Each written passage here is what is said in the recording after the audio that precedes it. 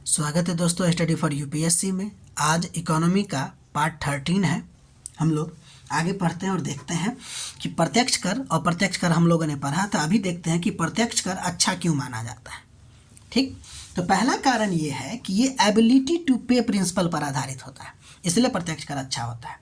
क्यों? देखिए, होता ये है कि जितना ज़्यादा क्षमता उतना ज़्यादा वो चुकाएगा। तो अमीर के पास आय अधिक होती है इसलिए अधिक कर देगा, लेकिन गरीब जो है वह कम कर या शून्य कर देगा। ठीक है, ये जो है ना आपको आर्थिक न्याय को सुनिश्चित करता है, इसलिए अच्छा माना जाता है। दूसरा, प्रत्यक्ष कर को प्रगतिशील बनाया जा सकता है। इसका मतलब है कि अप्रत्यक्ष कर स्वभाव से ही प्रतिगामी होता है, यानी प्रत्यक्ष कर को प्रगतिशील बनाया जा सकता है, जबकि अप्रत्यक्ष कर जो होता है वह स्वभाव से ही प्रतिगामी होता है। हमने आपको प्रगतिशील प्रतिगामी क्या होता है बता दिए हैं। प्रतिगामी में होता यह है कि अमीर व्यक्ति को कम टैक्स देना पड़ता है और गरीब को ज़्यादा, तो ये तो गलत है ना। इससे होता यह है प्रत्यक्ष कर में कि गरीबों पर अनुपात में अधिक बोझ नहीं पड़ता, क्योंकि प्रगतिशील होता है ना टैक्स। कौन सा? प्रत्यक्ष कर। तो जितना ज़्यादा आए उतनी ज़्यादा आपको इनकम देनी होगी, आय कम तो मतलब कि टैक्स कम देना होगा। तीसरा इम्पोर्टेंट बात है कि ये क्यों अच्छा माना जाता है। तो देखिए, इस कर से वस्तु और सेवाओं की कीमत प्रभावित नहीं होती है, जबकि अप्रत्यक्ष कर से इसके कीमतों में अंतर आ जाएगी। तो ये वेलफेयर स्टेट के लिए अच्छा नहीं माना जाएगा ना अप्रत्यक्ष कर, इसीलिए प्रत्यक्ष कर को हम लोग अच्छा मानते हैं। इसलिए अर्थशास्त्र में आपको डायरेक्ट टैक्स को more just and equitable tax माना जाता है। ठीक, तो आपसे अगर पूछा जाएगा कि प्रत्यक्ष कर अच्छा होता है, तो आप ये 3 फैक्ट तो कम से कम बता ही सकते हैं कि क्यों अच्छा होता है। ठीक है, बाकी इसको लिखने का कोशिश कीजिए और फिर समझने का कोशिश कीजिए तो ज़्यादा समझ में आएगा, और इससे ये भी होगा कि आपका नोट भी बनता चला जाएगा, जो भविष्य में रिवीजन का भी काम देगा। अब हम लोग आगे बढ़ते हैं। अभी तक हम डायरेक्ट टैक्स का बड़ाई कर रहे थे, तो क्या इनडायरेक्ट टैक्स को ख़त्म कर देना चाहिए क्या? तो ख़त्म नहीं करने का कारण पड़ता है। इनडायरेक्ट टैक्स भी अच्छा होता है, देखते हैं क्यों। पहली बात, ये राजस्व का बड़ा स्रोत है। भाई, इनकम कमाने वाला कितना लोग ही हैं, सरकारी नौकरी में कितना लोग हैं, अब बाकी जो कमाने वाले लोग हैं वो सब टैक्स की चोरी भी तो करते हैं। लेकिन अप्रत्यक्ष कर में चोरी थोड़ी कर पाएंगे, सामान खरीदेंगे, वहाँ पे तो आप कितना खरीद रहे हैं उस पर डिपेंड करता है ना। तो देखिए, इनडायरेक्ट टैक्स से राजस्व का बड़ा बोझ मिलता है, यानी कि राजस्व बहुत ज़्यादा मात्रा में, यानी कि इनडायरेक्ट टैक्स जो है राजस्व का बड़ा स्रोत है। दूसरा, इससे कर संग्रह भी आसान हो जाती है, क्योंकि इनकम छुपाई जा सकती है लेकिन कंजप्शन छुपाना मुश्किल होता है। जितना खरीदिएगा उसी समय आपको टैक्स लग जाएगा। तीसरा, अनऑर्गेनाइज सेक्टर को भी ये कवर करता है, जो मतलब कि सड़क के किनारे काम करने वाले लोग हैं, उनका तो कोई फिक्स इनकम होता है ना, नहीं ना होता है, तो वो अनऑर्गेनाइज सेक्टर कहलाते हैं। और वो सब तो इनकम होता नहीं है, तो उसको डायरेक्ट टैक्स वो सब देंगे नहीं, इसीलिए इनडायरेक्ट ये जो अनऑर्गेनाइज सेक्टर है उसको भी कवर कर लेता है इनडायरेक्ट टैक्स, और ये स्टेबल और रेगुलर रेवेन्यू का काम भी करता है।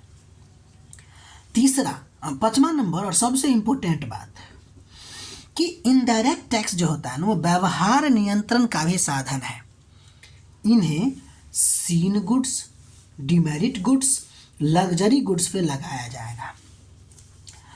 ध्यान दीजिएगा, सीन गुड्स, डिमेरिट गुड्स तो क्या होता है इसके बारे में पढ़ने का कोशिश करते हैं, तो आपको समझ में आ गया होगा कि इनडायरेक्ट टैक्स को हम लोग क्यों नहीं ख़त्म कर सकते। इसका 5 कारण आपको बताए हैं, ये 5 कारण सफिशिएंट है हम लोग के लिए। अब हम सीन गुड्स के बारे में देखते हैं। सीन मतलब पाप होता है ना, तो वे वस्तुएं होती है जिनका उपभोग समाज और स्वास्थ्य के लिए हानिकारक माना जाता है, उसको सीन गुड्स कहते हैं। शराब, तंबाकू इसका उदाहरण हो जाएंगे।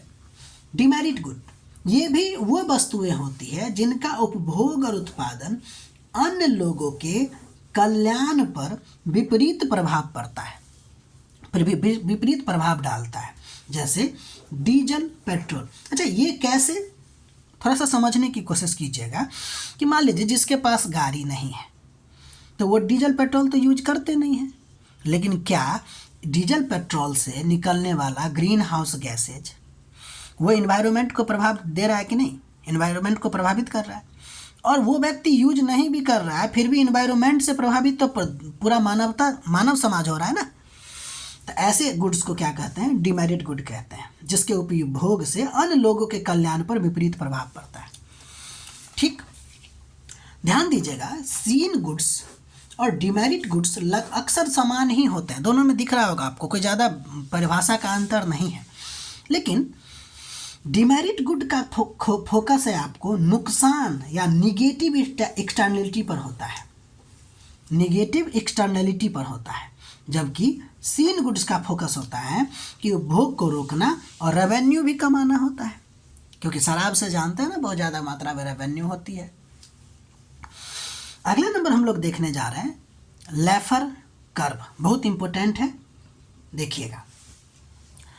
ये एक आर्थिक सिद्धांत होता है। लेफर वक्र क्या होता है, एक प्रकार का आर्थिक सिद्धांत होते हैं जो दर्शाता है कि कर दर बढ़ाने से पहले तो सरकार का राजस्व बढ़ता है। वही हम जो आपको बोल रहे थे कि प्रगतिशील टैक्स, आय बढ़ने पर टैक्स का रेट भी बढ़ता है। लेकिन कब तक भाई, ज़्यादा अगर बढ़ाइएगा तो लोग टैक्स कमाना छोड़ देगा ना, काहे हम इतना टैक्स दे जब सब पैसा सरकारी को जाएगी। तो वही ये बताता है, लेफर कर्व जो है वही बताता है कि कर का दर बढ़ाने से पहले सरकार का राजस्व बढ़ता है, लेकिन किसी सीमा के बाद कर का दर बढ़ाने से राजस्व घटने लगता है।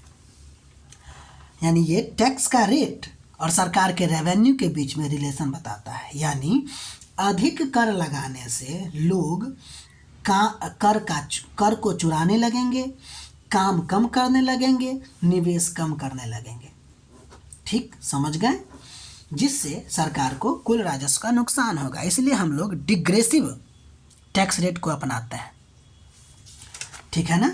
इसलिए हम लोग किसका टैक्स रेट को अपनाते हैं, डिग्रेसिव। ठीक है, तो यहाँ तक आज हुआ, आगे हम लोग अगले वीडियो में देखेंगे। अगर आप लोग को अच्छा लग रहा है तो लाइक कीजिए, सब्सक्राइब कीजिए, शेयर भी कीजिए और अपना नोट बनाते रहिए और रिवीजन करते रहिए। मिलते हैं नेक्स्ट वीडियो में।